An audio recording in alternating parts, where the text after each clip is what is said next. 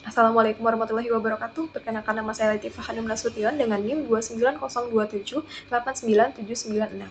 Saya mahasiswa karakter Building Pancasila. Saya akan menjelaskan tentang Project Quality Education, yaitu edukasi literasi digital dan pemanfaatan AI secara bijak bagi pelajar. Baik, yang pertama, latar belakang terjadinya proyek ini adalah perkembangan digital mempermudah akses informasi, tetapi membawa tantangan baru bagi pendidikan. Rendahnya literasi digital, penyebaran hoax, kurangnya pendampingan belajar, dan belum optimalnya pemanfaatan AI menyebabkan kualitas pendidikan belum meningkat. Hal ini menjadi penghambat tercapainya pendidikan berkualitas, meskipun teknologi sudah dapat diakses secara luas oleh generasi muda.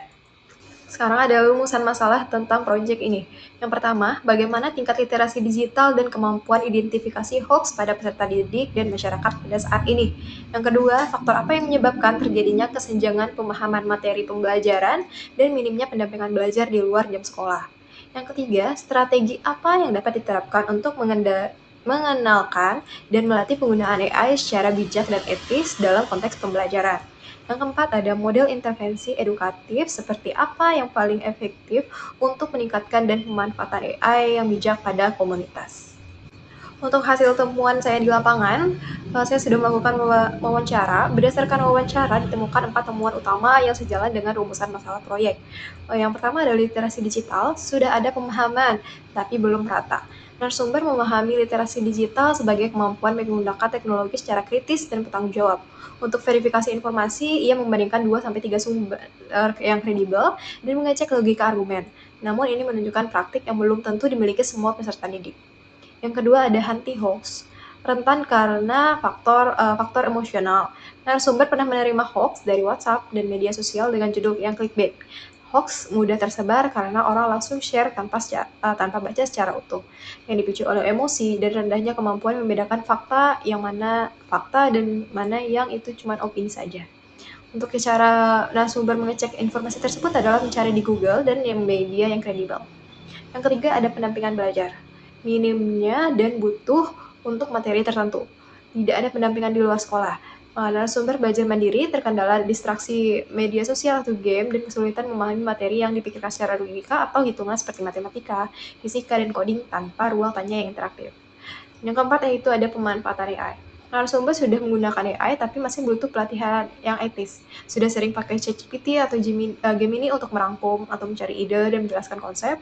Untuk manfaat penggunaan AI sendiri bagi narasumber yaitu menjadi merasa lebih cepat dan terbantu dalam kreativitas.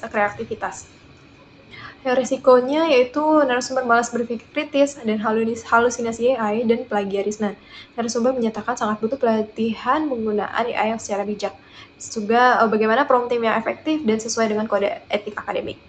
Untuk hasil wawancara ini menunjukkan bahwa literasi digital dan kemampuan anti-hoax sudah dipahami, namun belum merata dan masih rentan dipengaruhi oleh emosi.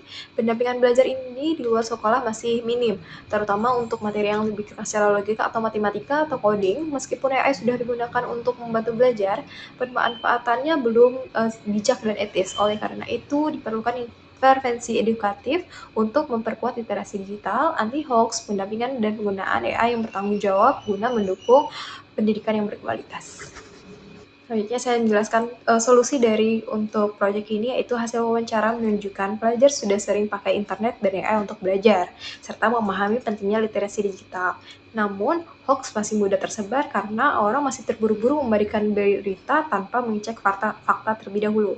Selain itu, pendampingan belajar di luar sekolah juga masih kurang, sehingga pelajar kesulitan fokus dan memahami materi seperti matematika dan coding. Penggunaan AI juga rawan disalahgunakan menjadi plagiarisme dan membuat malas berpikir. Solusinya adalah dengan 3 langkah. Yang pertama, edukasi literasi digital dan anti hoax melalui cara cek terlebih dahulu kebenarannya sebelum di-share.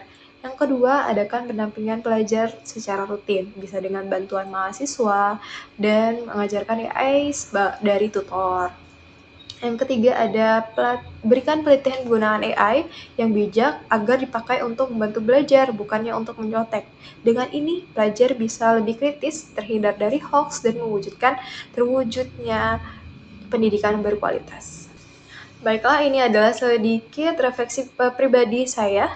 Keterlibatan saya dalam proyek edukasi ini memberikan refleksi mendalam tentang tantangan dan potensi pemanfaatan AI di kalangan pelajar.